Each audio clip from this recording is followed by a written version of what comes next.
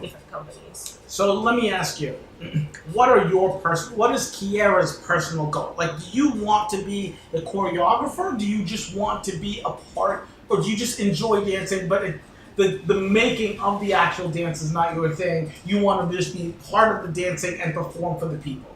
What do you want? Well, Or, I am a choreographer and I enjoy choreographing. I enjoy the process. Since graduate school, I've really become fascinated in research before starting any choreographic process. Yeah. So the first thing is, what is it that I want to create work about? Like, what is this? What is the theme of this work? What is the concept of this work? What is that? And then I go do research. Research looks like reading. Research looks like studying dances, studying films, studying work that's come before me.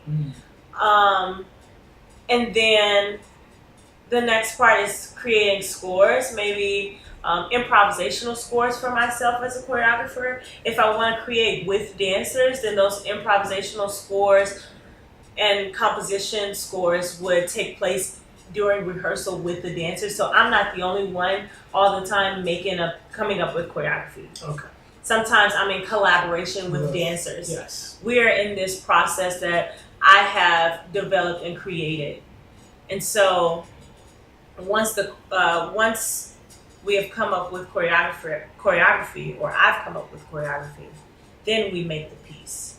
Okay. And a lot of times I work with composers, music composers. I work with costume designers. I work with set designers. Sometimes I design a set myself. Sometimes I design the lighting. I do the lighting design myself. Looks like a bunch of sketches. I have like notebooks of sketches. That's awesome.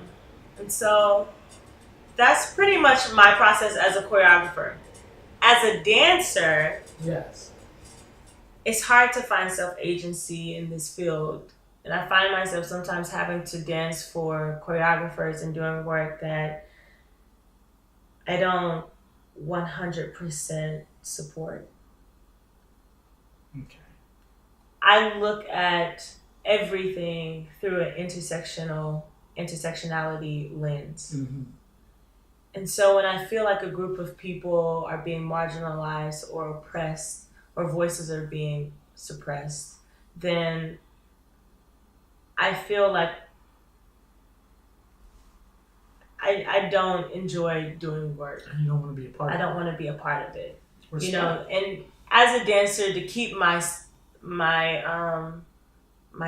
active, you know, and build my resume, I have to sometimes do that. Of course. I have started choreographing one-woman shows where it would be solo work choreographed by me.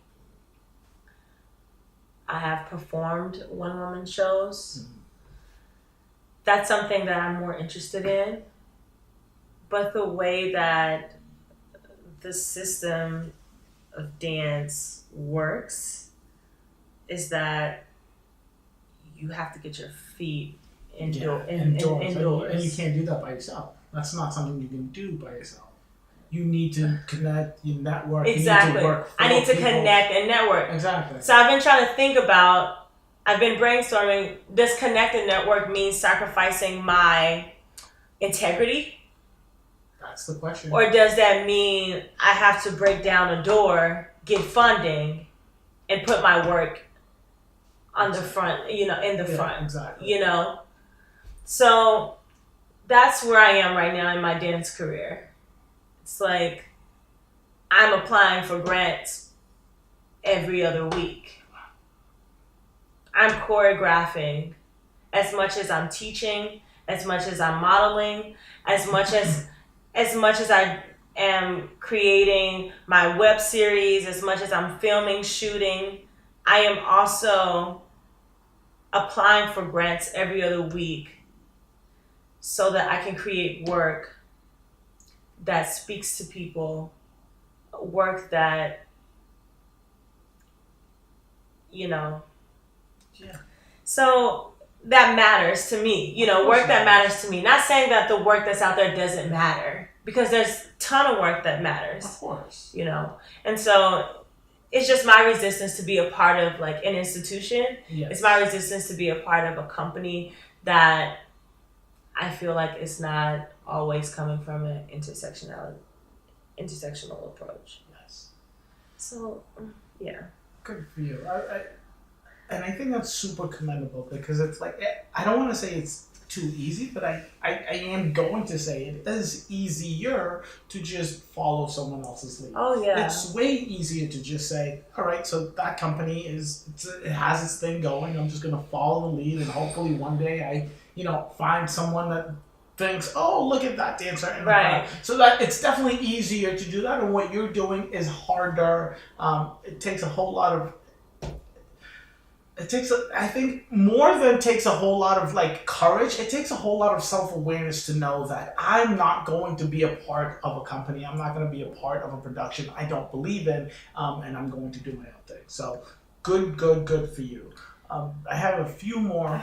Go ahead. Yeah. No. I mean, it's hard to stay in a company as well. I know it's easier, yes, to follow. What did my old professor used to say? Follow a rubric or follow a manuscript. It's easier to do that because you know what comes next. Exactly. I don't know what comes next for me, and that's okay. And I've accepted that that's okay. But I guess the hardest part for me is having to in the weeks that I'm not performing, asking myself, when am I going to perform again? When am I going to be on stage again?